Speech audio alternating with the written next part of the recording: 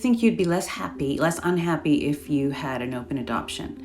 Well, as a child, I think I would have been less unhappy because I would have seen mirroring. I would have seen who I looked like. I would have known my extended family, and it would have explained so much about my personality.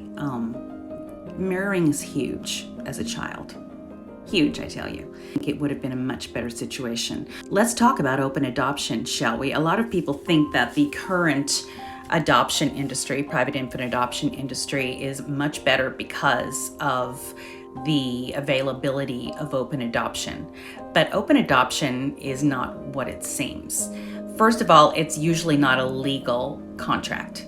It's usually just a promise, and at some point, the adoptive parents can, and most often do, cut off contact. They control the entire thing, and if they're not comfortable with it anymore, they will just stop letting it happen.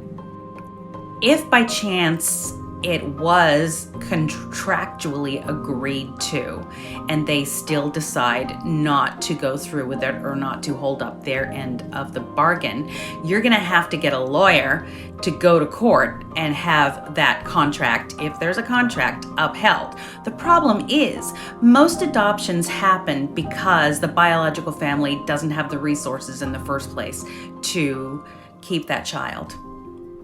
So they're certainly not going to have the resources to hire a very expensive lawyer and go through a legal process. So it's really not a thing that is enforceable. Thanks for the question.